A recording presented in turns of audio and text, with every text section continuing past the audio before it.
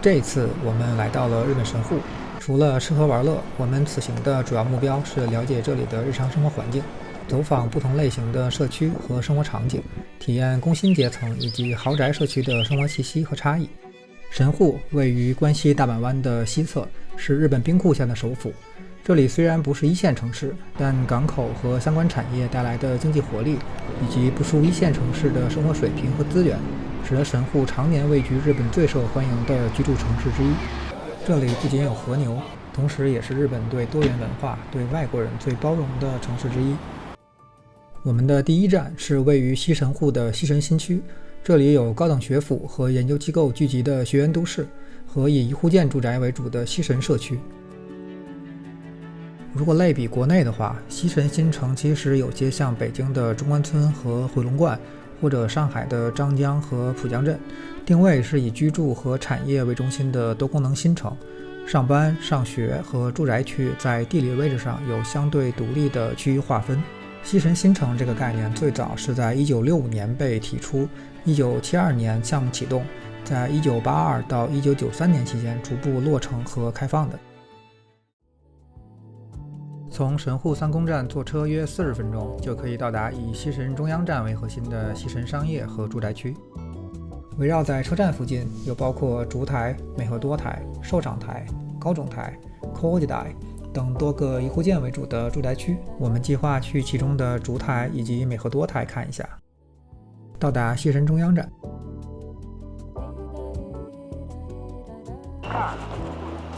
过马路是吗？那都是山。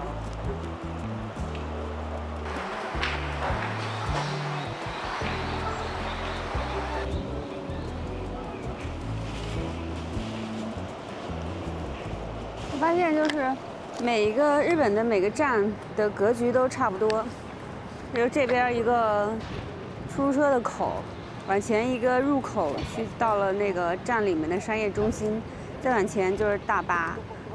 天桥过来大概走5分钟就到达了竹台区域。竹台分为1丁目到6丁目，其中还包含了多个公园、社区幼儿园以及小学。靠近西神中央站的区域大部分都是公寓。因为我们主要的关注点还是在一户建社区，所以要继续往里走。但是这如果是人行道，它也太宽了，哇塞，它应该有，它就是跟一般的那个马路的宽度是一样的。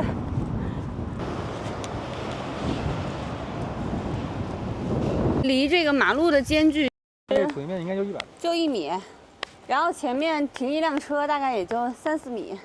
它这土地面应该就100多，所以它这个对，都是。相对来讲不是特别大的，其实你住起来你了不起，你就用个100出头100-200，然后你剩下的大几十平其实都可以作为院子。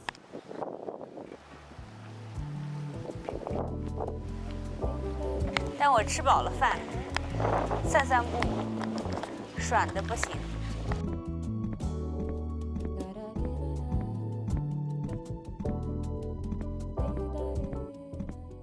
看欧美的院子，他们都是敞开的，就特别想要去炫自己的院子的园艺，把前面的弄得很好，大家过来卷。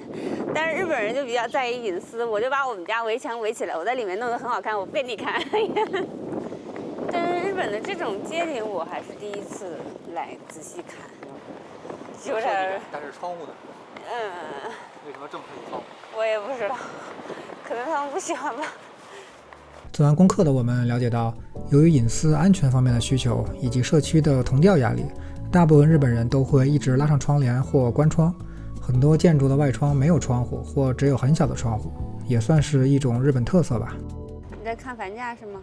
对，我在看这边的房价。私募网站上看了附近的2个房子价格，一个在5丁目，一个在2丁目。5丁目87年的房子，土地面积203平米，房屋面积137平米，换算成人民币大概200万。2丁目88年的房子，土地面积230平米，房屋面积142平米，换算成人民币大概230万。大家感觉价格怎么样？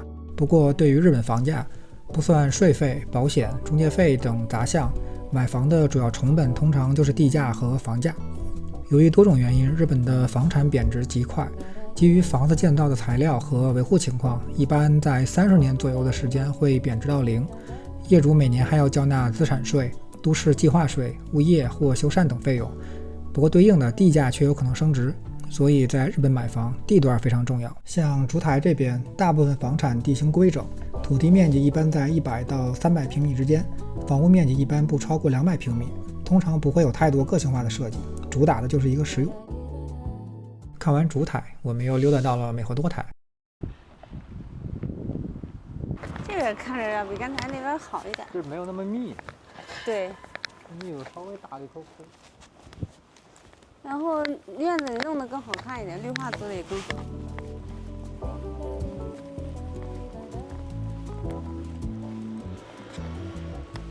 美和多社区的中央是美和多中央公园，占地约6公顷，周围被鱼护舰环绕。我们准备在这边休息一下。他家的院子还蛮大的。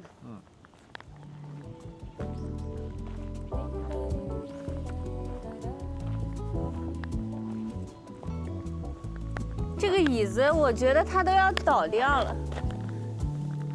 我说他们在练打高尔夫球。公园里发现一位自娱自乐打球的大叔，从公园这头把球打到另一头，再打回来，乐此不疲。感觉主要目的还是散步。就大家不在院子里种果树。如果我有一块地，我肯定第一个问题先种果树。就是你没事在树下喝杯咖啡，摘一个柠檬。如果你种的是苹果树，你还顺手摘个苹果就直接开啃。如果是李子树，你就摘个李子直接开啃。我们从竹台，然后灌到了美和多台，然后把这2个社区都看了一遍。竹台就是相对我感觉它更年头更长一点，然后它的规划和设计感就是稍微差一点，更挤一点。然后相对来讲，美和多台就更加的有设计感，然后密度稍微宽一点，然后相对来讲房价可能贵个20-30%吧，目前看起来。进商场里面逛一下，这个鸡块220一个，140的鸡块，162克，194克。你要在中国餐厅里吃饭，就比这个还要贵。但你要自己买。这是饭粒贝，自己买好像不太多这种东西。他们这个沙拉比肉还要贵。这里面全是肉啊？这哪有肉啊？哦，那个。这460。以为你说上面。这个和风的这个464，100克，这是海鲜沙拉。100克热水。它做的都很好看，哎呦，这个大虾看着特别有神，994。你看这个牛肉，100克，988。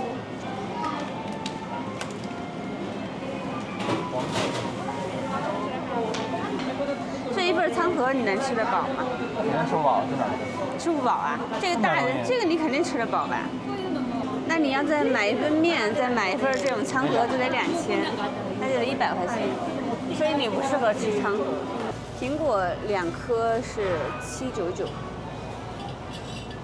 但这个水果的包装真的是非常的华丽，它的每个地方的产地、时间都写得很清楚。这边1100-2颗的柑橘，菠萝的价格倒是还可以哦。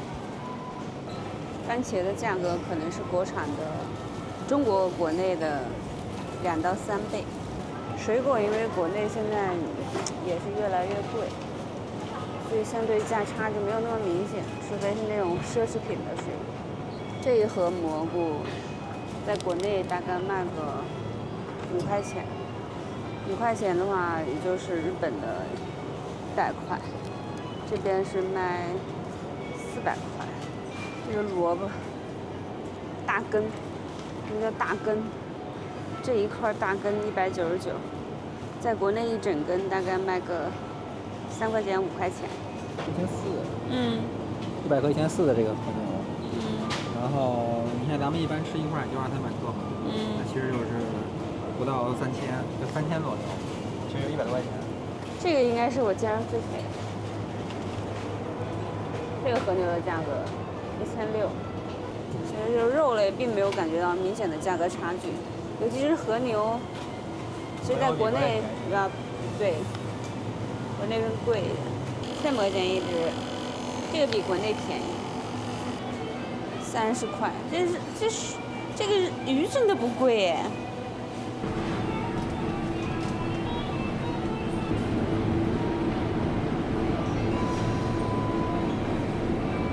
日本的鱼生柜台真的是超级丰富。再看这边，而且料理的已经非常的干净了，一盒大概人民币20-30块钱，这个还蛮贵，这个鲑鱼要1000。住在神户这边，你吃海鲜真的要吃到吐。总结下来，这个物价跟上海比起来，就是从那个每天做饭的这些原材料来看，肉类是品质更好，相对价格更便宜的，大概价格差不多，除了那些和牛类的 A5级的，然后其次是水产，水产是非常多品类，而且比国内价格要便宜很多的。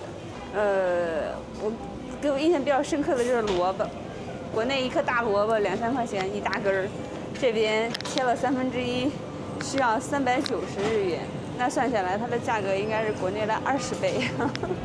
这一方面和日本耕地稀少、农业成本高有关，一方面也是因为进口蔬果高额关税，缺乏竞争。同时，消费者又对蔬果的品质和外观要求极高，精品外的产品大多都被淘汰，留下来的价格自然水涨船高。而日本冷链系统发达且三面环海，水产可以大量自产供应，价格自然比较便宜。而猪肉、鸡肉大量低价进口，受到全球市场影响，价格就没有蔬果那么离谱。当然，和牛在其中还是相对较贵的。感觉好香啊！吴老师这个点的是什么我也不知道，但看起来真是不错呀。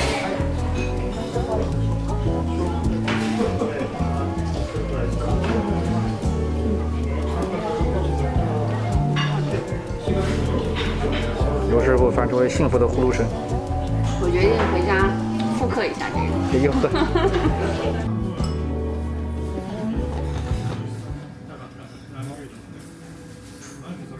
然后我们现在去第3站，第3站叫鸭布谷站那边，我们看了一个社区叫福住。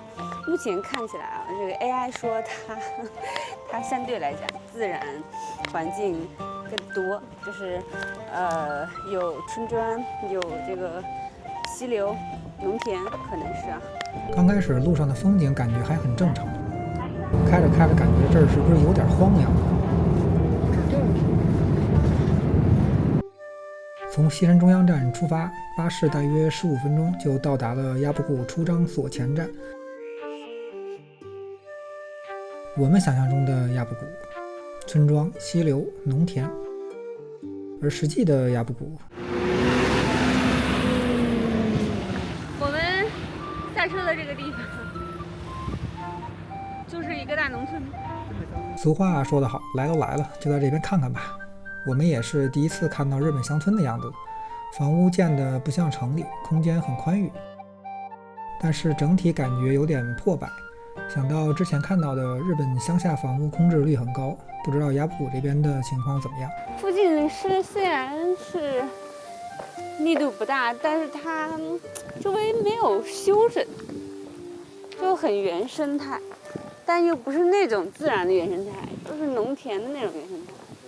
不能轻信 AI。鸭布谷这个其实就是一个，我觉得就是一个比较偏农村一样的环境吧。然后这个小镇上也没有什么商业，可能会有一个邮局，然后一个加油站，然后一些小生活必须的，对，生活必须的。它就是不是一个那种我们想象中的一个高端的，然后一个完整的一个社区形态这样子。自然环境更多，我觉得挺有意思的。反正就是它虽然不是我们想要看到的社区，但是我们也看到了一些不一样的日本的村里的状态。这个村里其实感觉跟国内的村里差不了太多，可能比国内的村更好点儿。有点好点像。这个就是鸭布谷站，你没有看错，这个就是站台。第一天到这儿已经很晚了，我们决定先回到三宫站附近吃晚饭，然后回酒店休息。对打工人的生活环境有初步了解后，休息一晚上，明天我们去看一下神户周边的豪宅社区。卢屋市，这里不属于神户，但距离神户市中心仅仅13公里。卢屋位于阪神地区现代化的中心地带，北有六甲山，南有大阪湾，地势平缓，风景秀丽，气候温和。卢屋聚集着日本顶级豪宅社区，是日本国家指定的9个国际文化城市中唯一以居住文化为内核的城市。这次我们计划探访卢屋范围内六甲山上叫做奥池的社区，这里号称日本的比佛利山庄，其中还坐落着奥池公园、奥池水库等地标景点。这里的房价从5、6千万到上亿不等，有山有水，远离城市喧嚣。我们出发。We are now arriving at Oji Koen.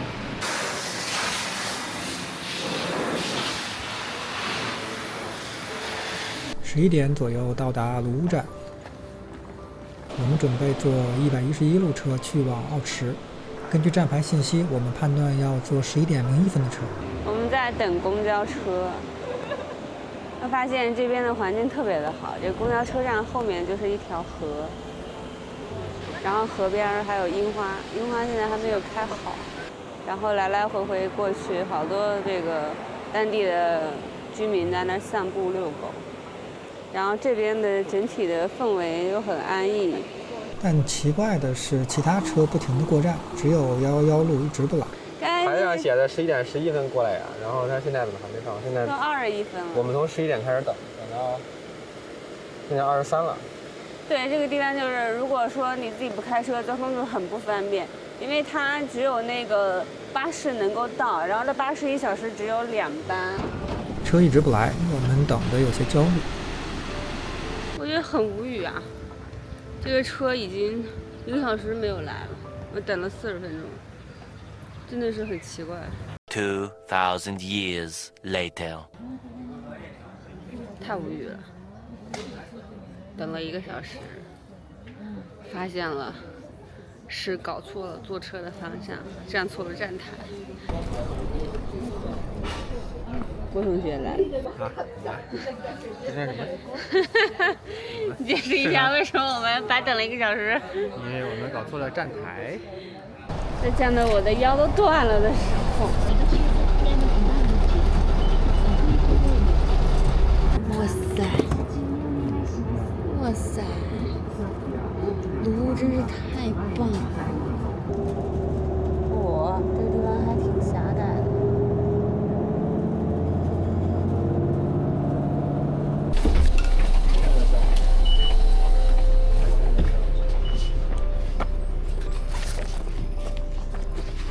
我们准备沿大路穿过奥池町，目标是奥池水库。你看这些人家这个地址多安静，这里它就有这个，就往上走呗。这已经都是住宅。对啊，这下面全是住宅，然后这个非常的安静。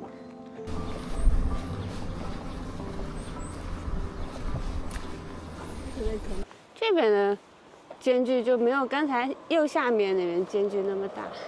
住在山上就应该这种风格。对，小木屋嘛，你看它的那个工具收拾的好好。对，这是人家的进去了，我操！你这是这里跟宫殿似的，这个房子。从这儿进去。就是刚刚我还在就是那个神户的那个3宫站，在那个遮蔽的小街道里头穿行，然后下一秒我穿越到了这个山上，一个人都没有。为什么这样？我放个兵马俑，我真是笑死。这儿竟然有一家中国近代美术馆，网上查了下，这个是1980年基于中日友好艺术文化振兴的目的而建造的，有超过1万件展品，展示包括绘画、工艺品、陶瓷、刺绣等丰富的品类。可惜看起来现在不在开放时间，没有进去参观的机会。我们从这个口进去，向水库出发。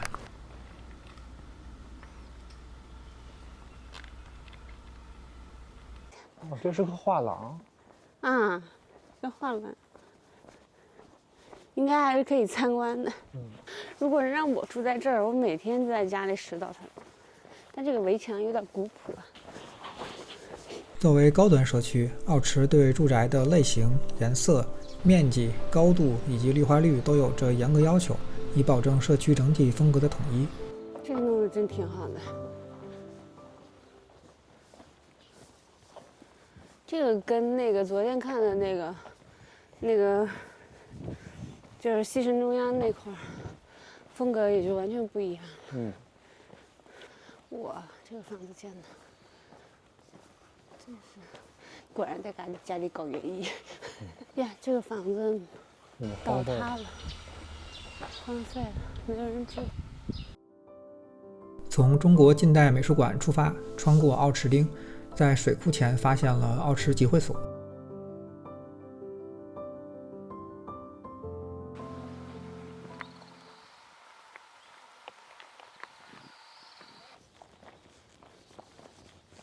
这是一个集会所，每天都有活动，还有打球什么的，桌球。いろんな催しがあるんですよ。Sorry. Sorry. From China. China. Yes. So, do you understand? Today is a ping pong. 啊，乒乓。Yes. Ah. Have a nice time. Thank you. Have a nice day too. Bye. Bye. 你看，碰到阿姨还会说英语。对。奥池汀的水库最早是为了解决水资源冲突而在卢川上游建造的水源，在1972年奥山水库建成，经过周边旅游、交通等资源的不断完善，逐步发展成了现代的高端社区。和奥池汀相邻，奥池水库南边的社区叫做奥池南町。通过日本房产中介，我们了解到奥池南町有一套房子在挂牌出租，时间还够，我们顺路去看一下。上面车都不让开过来的。怎么走？这拐吗？哇，你看它的那个阳光房。奥池南町感觉房屋的占地面积没有奥池汀大，但房屋更新，很多房屋的设计也更有特色，有类似于艺术馆的，也有明显日式但又不老气的。哇，真好看！这也挺好的，是。但这个就普通的好看，哎，这能走吗？我们就不算来看房，也就是在逛公园一样的感觉。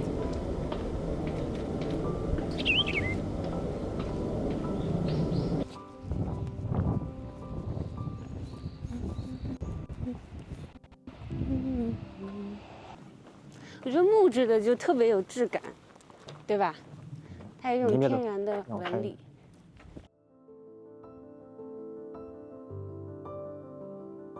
贴着就这个吗？哦，好像是。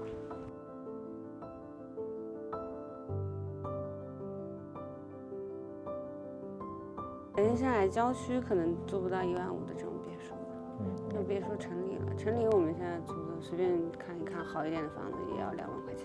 对。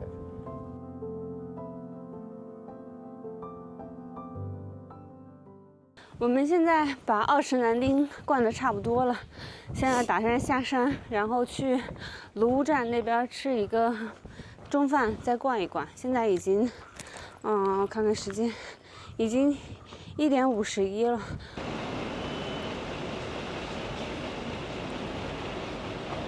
这个车我们坐的时候是111，然后它到了那个车站以后就变成了101。逛完奥池社区，我们对日本高端社区环境也有了一些感受。和西神社区对比的话，两者有明显不同的社区氛围与生活配套。西神社区打工人属性比较明显，房屋居住面积不低，但建筑密度高。社区的活动空间不大，绿化率一般。不过客观来说，居住条件和生活配套质量很高。如果在学院都市周边的工业区或者神户市内工作和活动，通勤成本可控，整体幸福指数感觉不低。相比之下，卢屋奥池的生活条件和舒适度会高很多。社区密度低，环境宜人安静，社区配备完善，安保到位，甚至有自己的消防站。